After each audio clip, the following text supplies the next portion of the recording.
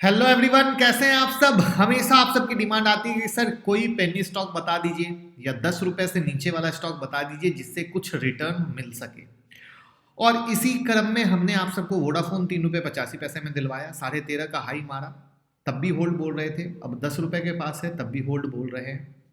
और ऐसे ही एक स्टॉक में हलचल है और न्यूज़ भी, आज हम उसकी बात करने वाले हैं। तो मैं मुकुल अग्रवाल आपका आप ही के यूट्यूब चैनल में स्वागत करता हूं। जो भी नए लोगों चैनल को जरूर सब्सक्राइब करें और बेल आइकॉन हिट करें, जिससे आपको ट्रेडिंग लेवल और फ्री टेक्निकल एनालिसिस सब कुछ सीखने और कमाने को मिलती रहे। तो आप सीखते भी रहें और कमाते भी रहें।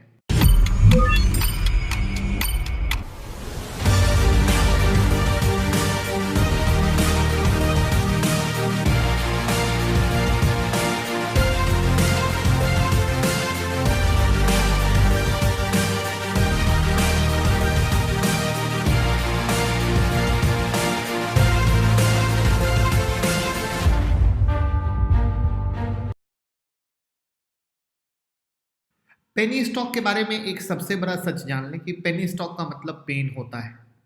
ये बहुत क्लियर और क्रिस्प बात है। और अगर आप पेन नहीं ले सकते हैं तो फिर पेनी स्टॉक आपके लिए नहीं है। और वीडियो के लास्ट में हम ये भी बताएंगे कि स्टॉक कितना क्या लेना है। तो हम आज बात करने वाले हैं 3i इंफोटेक लिमिटेड के बारे में। अब पहले जान लेते हैं कंपनी को, फिर उनके फाइनेंशियल को। 3i infotech established as ICIC infotech limited, एक इंडियन आईटी कंपनी 1993 में शुरू हुई थी, जो कि आईसीआईसी बैंक द्वारा प्रमोटेड थी। बाद में मार्च 2002 में आईसीआईसी ने मेजोरिटी ऑफ शेयर डाइवेस्ट कर दिया। अब इस स्टॉक में एक बड़ी खबर यह है कि British private equity fund Apex Partners और US based Blackstone race में है कंट्रोलिंग स्टेक एक्वायर करने के 3i इंफोटेक के। अब ध्यान देखिए से समझिएगा, एक होता है यू स्टेक लेना, वो बहुत अलग होता है, और एक होता है कंट्रोलिंग स्टेक लेना, वो अपने आप में बहुत अलग होता है। और कहीं ना कहीं इतनी बड़ी कंपनियां जब कंट्रोलिंग स्टेक लेने के बारे में सोच रही हैं तो कहीं ना कहीं कंपनी में कुछ ऐसी खासियत है, तभी वो कंट्रोलिंग स्टेक लेना चाहती हैं। बात जहां तक डील की वैल्यू की आ रही है, 800 करोड़ की बात आ रही है। तो अब हमें फाइनेंशियल को देखना है और उन चीज़ों को समझते हुए फिर हम डिसाइड करेंगे कि क्या आगे करना है नहीं करना है। फाइनेंशियल देखने से पहले टेक्निकल चार्ट देख लेते हैं और साथ में आपके स्क्रीन पर वॉरेन बफेट की ये वीडियो ज़रूर देख लीजिएगा, आपको बहुत हेल्प करेगी। साथ में ओपनिंग रेंज ब्रेकआउट स्ट्रेटजी, ये भी आपको पैसे कमाने में हेल्प करने वाला है। अब 3i इंफोटेक, ये चार्ट आपके सामने है कि किस तरीके से लगातार इस स्टॉक में हलचल मची हुई है, जहां पे आप देख सकते हो कि लगातार अपर सर्किट गया, उसके बाद मार्केट में थोड़ा सा करेक्शन आया और वापस से अपर सर्किट है और हाई वॉल्यूम आज के डेट में बना है। ये आज की कैंडल है। अब जहां तक फाइनेंशियल में अगर हम बात करते हैं तो इनके हम सिंपल सा, सबसे पहले फाइनेंशियल में अगर आप 17, 18, 19, 20 का देखोगे टिकर टेप पर, तो टोटल रेवेन्यू के हिसाब से आप ये पाओगे कि अगर 17, 18 और 19 का पाओगे तो मामूली सी गिरावट 2018 में हुई और वापस से मामूली सी बढ़त 2019 में हुई, लेकिन 2020 में गिरावट है। अब क्या है वो हम क्वार्टरली के हिसाब से आएंगे। अगर आप नेट इनकम देखो तो आप 17, 18, 19 के हिसाब से देखोगे तो लगातार गिरा है और फाइनेंशियल ईयर 2020 में बढ़ा है। अर्निंग पर शेयर जो अगेन एक इंपॉर्टेंट आता है, 17 में अच्छा था, 18 में सीधा आधा हो गया, 19 में वापस से गिरा, लेकिन 2020 में रिकवरी किया। रीज़न नेट इनकम, जो इसको आगे लेके जाने में हेल्प किया। अब जैसा कि हम इस चीज़ को समझेंगे क्वार्टरली से तो हमें पिक्चर ज़्यादा साफ होगी। जैसा कि मार्च में लॉकडाउन आया था, तो अब सबसे इंटरेस्टिंग डेटा है सामने में। इंटरेस्टिंग डेटा क्यों है? मार्च से लॉकडाउन आया, दिसंबर 2019 तक 301.80 करोड़ में वैल्यू है। मार्च के समय में ऑलमोस्ट इक्वल, जून में माइनर गिरावट देखने को मिली, यानी लॉकडाउन की वजह से जहां पे इम्पैक्ट आना चाहिए था, यहाँ पे इस आईटी के शेयर को इम्पैक्ट नहीं आया। और वहीं पे अगर आप गौर करो तो जो नेट इनकम है मार्च दिसंबर 2019 में 27.46 करोड़, मार्च 2020 में 24.81 और जून 2020 में 10.49। यानी अभी आगे के क्वार्टर के रिजल्ट ऐड होंगे तो वो इसको आगे लेके जाएगा, लेकिन आगे के क्वार्टर के रिजल्ट यहीं पे आप देख सकते हैं जून के बाद का क्या है। सितंबर में 254 तो यानी जून से सितंबर में अगेन माइनर सी इंक्रीज आपको दिखने को मिला है।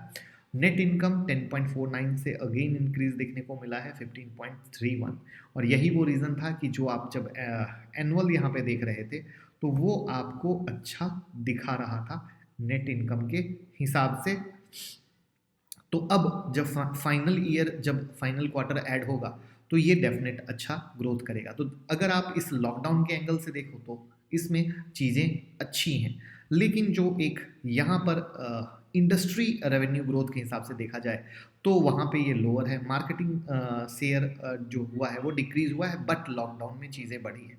और जो पेनी स्टॉक होते हैं वो इसी तरीके से होते हैं जहाँ पे उनकी चीज़ें काफ़ी कुछ ख़राब होती हैं, लेकिन वो आगे बढ़ते हैं और चीज़ों को बढ़ा के लेके जाते हैं। अगर आप पीयर कंपेयर करोगे तो पीयर कंपेयर में तो पीयर ऑलरेडी टीसीएस और इन्फोसिस, एचसीएल टेक जो इनके सामने इनके बाप दादा हैं और ये उनके सामने बच्चा भी नहीं है।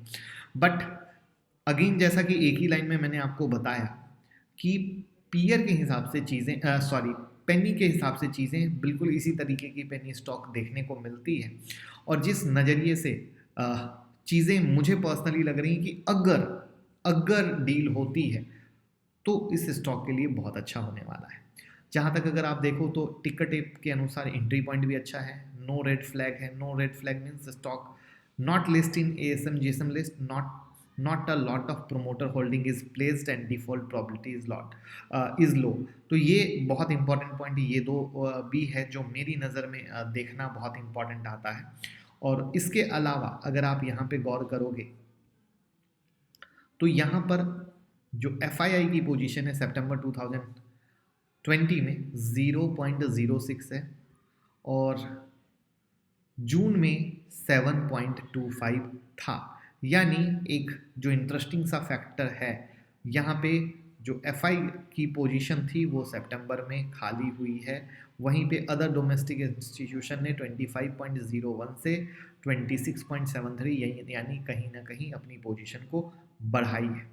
अब इन चीज़ों के मद्देनज़र आपके दिमाग में एक सवाल बजेगा या घंटी बजेगी कि सर FII ने अपनी पोजीशन हटाई है तो कहाँ से मज़ेदार चीज़ है।